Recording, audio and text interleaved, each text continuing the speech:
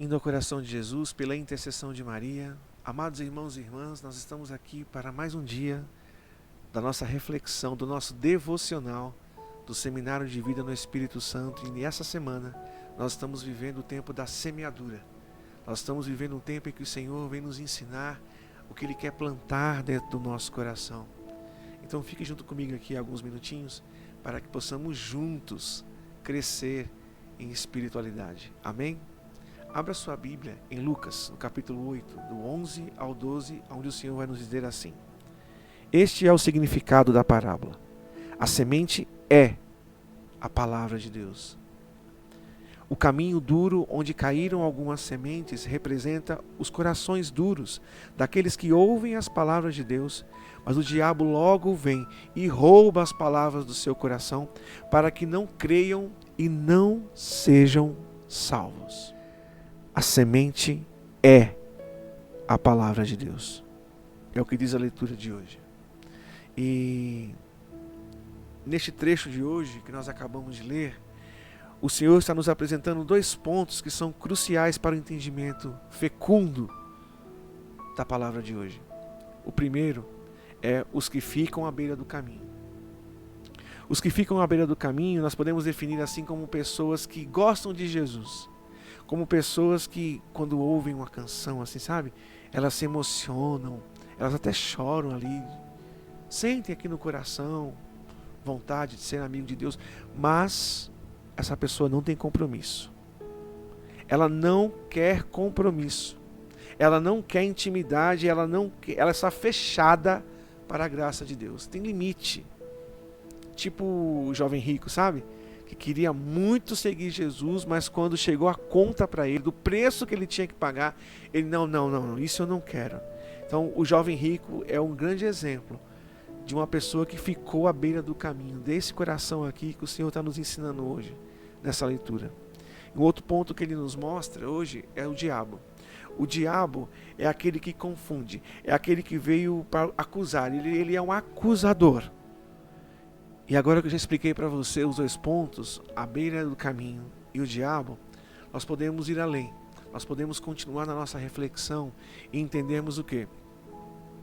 As pessoas que ficam à mercê, as pessoas que ficam à beira do caminho, elas ficam livres para que o diabo possa roubar. E é isso que ele faz, que ele possa roubar a palavra que foi fecundada no nosso coração. E veja como ficar à beira do caminho é prejudicial para você, para mim. Sabe por quê? Porque a palavra de Deus, irmãos e irmãs, é como um espelho. Quando você olha no espelho, você vê o seu reflexo. Você vê quem você realmente é fisicamente. E a palavra de Deus para nós é justamente isso. Ela nos obriga a olhar para nós, olhar para dentro de si. É um confronto pessoal, não é um confronto coletivo. Muitas vezes na igreja você já esteve sentado em alguma pregação, em algum momento, e aí você ouviu uma palavra assim, aí você disse ou pensou, poxa, fulano tinha que estar aqui, né, para ouvir isso. Não, é você, porque a palavra de Deus é um confronto pessoal, não coletivo. Porque a palavra de Deus obriga-nos a corrigir-nos, não aos outros. Eu só conheço um pecador por dentro, e o nome dele é Sidney. Os outros eu só imagino, agora eu não. Eu tenho certeza de quem eu sou. Eu só conheço um pecador, um miserável por dentro. Sou eu mesmo. Por quê?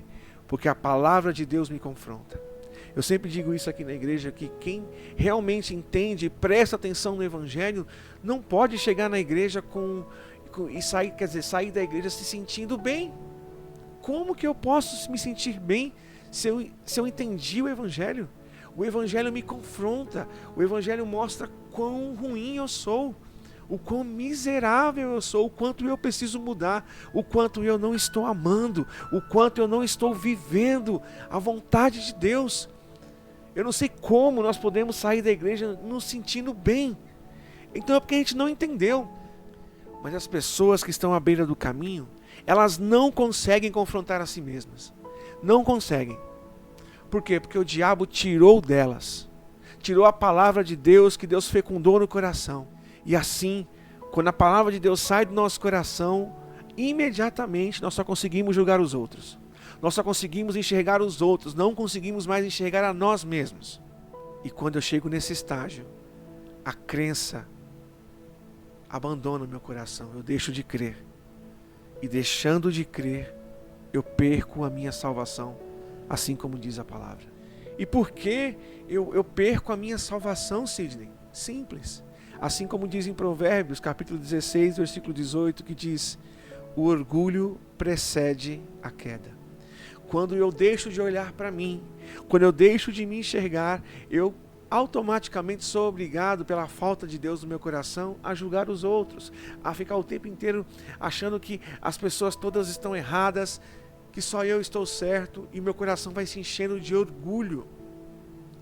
E a palavra disse que o orgulho precede a queda, ou seja, a queda é o próximo passo, não tem outro caminho. A queda será seu próximo passo. Então, qual que é a missão para o dia de hoje? Depois que você terminar de assistir ou ouvir esse devocional. O primeiro ponto será profundidade. Ficar mais próximo de Jesus. Querer saber mais sobre o Senhor e não ficar à beira do caminho. Não fique à beira do caminho. Não faça como o jovem rico, que queria ser amigo de Jesus, mas não estava disposto a pagar o preço. Pague o preço. E o segundo ponto é se posicionar. Nós, como cristãos, temos o dever de nos posicionarmos diante de qualquer situação, qualquer uma. E por que eu digo isso? Porque a palavra de Deus diz que eu sou o sal da terra, que você é o sal da terra e a luz do mundo. Eu não cozinho, mas eu sei que quem cozinha, se colocar muito sal, o que acontece? Fica muito salgado. Se tirar o sal, perde o sabor. Ou seja, o sal, na culinária, ele é um intrometido. Ele não pede licença. Se você colocar muito sal, estraga tudo, fica muito salgado. E se não colocar, todo mundo sente a falta. Porque o sal é um intrometido. E a luz? Já experimentou, por exemplo, dormir até mais tarde? Aí você tenta dormir, mas aquela luzinha, por mais que você coloque as cortinas, por mais que você feche tudo, sempre entra uma flechinha de luz no seu quarto e parece que vai lá no seu olho. Por que isso? Porque a luz também é uma intrometida, ela não pede licença, ela entra. E foi isso que Jesus nos pediu. Seja o sal da terra e a luz do mundo. Seja um intrometido, posicione-se, mostre que você é meu discípulo. Com atitudes iguais às minhas, com falas iguais às minhas, com posicionamentos iguais aos meus.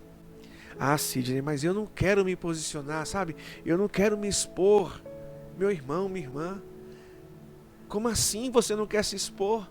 Será que você esqueceu o que está escrito em Lucas, capítulo 9, versículo 26, que diz assim: porque qualquer que de mim e das minhas palavras se envergonhar, dele se envergonhará o Filho do Homem, quando voltar na sua glória, e na do Pai e dos santos anjos. Ou seja, você não pode ter vergonha de dizer que você é discípulo. Porque se você tiver vergonha de se posicionar por causa de Cristo nessa terra, o Senhor acabou de dizer que também terá vergonha de nós diante do Pai. Então imagina, sem a defesa de Jesus diante do Pai, o que será de você? Não deixe Jesus se envergonhar. Posicione-se pela palavra, com a palavra de Deus, não com a sua. Não estou falando da sua justiça. Eu não estou falando para você sair por aí na internet caçando briga com todo mundo, não. Porque hoje em dia tem muito cristão de tecla e pouco cristão de confronto pessoal, de restauração, de afeto, de dedicação com as pessoas. Eu estou falando aqui de mostrar a palavra, de se expor. Olha, eu estou aqui porque eu vim defender o que eu creio diante de vós. E você precisa conhecer o Jesus que eu conheço. Como? Só com palavras? Não. Com as minhas atitudes. Então, meu irmão, minha irmã, os 2 passos de hoje no seu exercício espiritual durante o dia é: primeiro, profundidade. E o segundo é ser o sal da terra e a luz do mundo. Se posicionar. Meu irmão, minha irmã, então hoje, os 2 exercícios espirituais que você precisa fazer e estabelecer no dia de hoje é: o primeiro, profundidade. tenha profundidade, busque não ficar à beira do caminho. E a segunda é, seja o sal da terra, seja a luz do mundo, posicione-se. Seja uma cópia de Jesus. Permita que as pessoas encontrem Jesus através não somente das suas falas, mas sim da sua vida. Que o Senhor te guarde, te proteja. Em nome do Pai, do Filho e do Espírito Santo. Amém.